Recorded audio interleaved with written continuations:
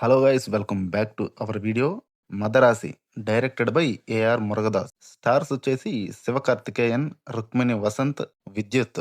AR Murugadoss ఇంతకు ముందు చాలా సినిమాలు తీశారు. నేనైతే గజిని ఒకటి చూసా. ఈ మదరాసి ఎలా ఉందంటే, అనగనగా ఒక మదరాసి, అందులో మాలతి, మెంటల్ హాస్పిటల్ రఘు ఉంటారు. ఈ రఘు మాలతి కోసం చేసిన మెంటల్ మాస్ క్రాక్ యాక్షన్ రచ్చ ఇందులో ఉంటుంది.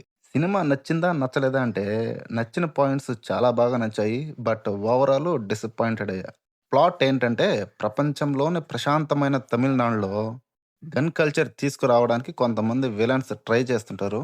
దీన్ని ఆపటానికి ఎన్ఐఏ ట్రై చేసి ఫెయిల్ అవుతుంది. ఎన్ఐఏ వల్లనే కాలేదు. ఎన్ఐఏ కన్నా తోపైన మన హీరో డెల్యూజన్ డిజార్డర్ రఘు సహాయంతో ఏం చేశారు అనేది మూవీలో ఉంటుంది.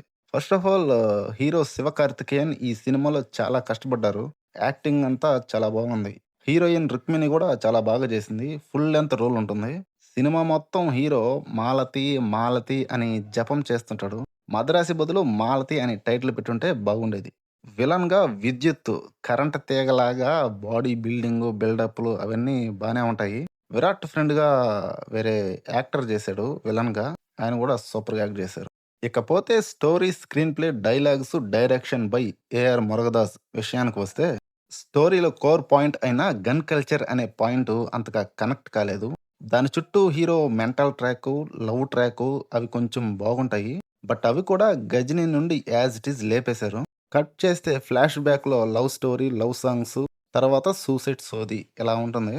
ఆ కోర్ పాయింట్ అయిన గన్ కల్చర్ ఎందుకు కనెక్ట్ కాలేదంటే, గన్ వాడటం అనేది సినిమాలో నార్మల్ థింగ్ అది. మళ్ళీ తమిళనాడు లాంటి ప్రశాంతమైన స్టేట్‌లో ఈ గన్ కల్చర్ రాకూడదు అని రిపీటెడ్‌గా చెప్తూ ఉంటారు. ఆ డైలాగ్స్ చూస్తుంటే స్టేజ్ పైన స్పీచ్‌ల్లా ఉంటాయి. ఈ 'మదరాసి' సైకలాజికల్ యాక్షన్ థ్రిల్లర్ అన్నారు. సైకలాజికల్ బానే ఉంది. హీరోకి డెల్యూజన్ డిజార్డర్ చూపించటము, ఆ సీన్స్ అవన్నీ నచ్చాయి. కానీ ఆ డిజార్డర్ అనే పాయింట్‌ని ఇష్టం వచ్చినట్టు వాళ్ళకి నచ్చినట్టు వాడేసుకుంటారు. టాబ్లెట్స్ అంటారు. మాలతి ఉంటే టాబ్లెట్స్ వద్దంటారు. మధ్య మధ్యలో డాక్టర్ ఫోన్ చేసి విచిత్రమైన సింప్టమ్స్ చెప్తా ఉంటాడు. అంటే ఇప్పుడు విలన్ పెద్ద తోపయ్యాడు. అంటే హీరోకి గూడా టాబ్లెట్స్ వేయలేదు కాబట్టి ఆయన మృగంలాగా మారాడు అనే ఇలాంటి పాయింట్స్ వాళ్ళకు తగ్గట్టు కన్వీనియంట్‌గా వాడేసుకున్నారు. ఇంకోటి యాక్షన్ థ్రిల్లర్ అన్నారు. థ్రిల్లర్ పక్కన పెడితే యాక్షన్ అయితే చాలా ఉంది. సినిమా స్టార్టింగ్ బానే ఉంటది. మంచి యాక్షన్ సీక్వెన్స్‌తో పెద్ద ట్రక్కులు గాల్లో దడ దడ లేస్తుంటాయి. బట్ లాజిక్ లేకుంటే మ్యాజిక్ ఉండదు కాబట్టి, ఆ యాక్షన్ సీన్స్ చూస్తుంటే వావ్! అనే ఫీలింగ్ రాదు. సినిమాలో యాక్షన్ ఎపిసోడ్స్ చాలా ఉంటాయి. వాళ్ళ కష్టం కనిపిస్తా ఉంటుంది. ఓన్లీ యాక్షన్ ఇష్టపడే వాళ్ళకి ఈ సినిమా కన్ఫర్మ్ నచ్చుతుంది. అలాగే పెద్ద పెద్ద యాక్షన్ బ్లాకులుంటాయి. బట్ బచ్చా రైటింగ్ ఉంటుంది. అంత పెద్ద ఆపరేషన్‌లో లైటర్ వెలగకపోవడం ఏంటయ్యా! సుత్తి కాకపోతే. అలాగే లాస్ట్‌లో విరాట్ బెడ్ పైన నుంచి వచ్చి విచిత్రమైన విన్యాసాలు చేస్తుంటాడు.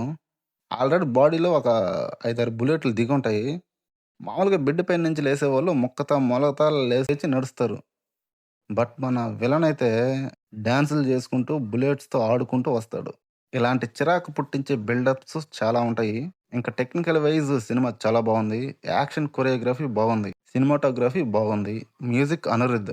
మద్రాసి బీజీఎం అయితే నచ్చింది నాకు. మిగతా బీజీఎం అంతా ఎక్కడో వినేసినట్టు 'విక్రమ్' అందులో నుండి కాపీ కొట్టిన ఫీలింగ్ వచ్చింది. సాంగ్స్ కూడా ఉన్నాయి. బట్ ఆ ట్యూన్ నాకు ఇంకా ఎక్కలేదు. ఫ్యూచర్‌లో నచ్చొచ్చేమో మరి. సో, ఫైనల్‌గా అయితే సినిమా నచ్చేదగ్గడ బానే నచ్చింది. బట్ ఓవరాల్ డిసప్పాయింట్ అయ్యా. మీరు ఒకవేళ మూవీ చూస్తే ఎలా ఉందో కామెంట్ చేయండి. అలాగే ఎవరైనా కొత్తగా వచ్చినట్లయితే please share, subscribe and like. Thanks for watching.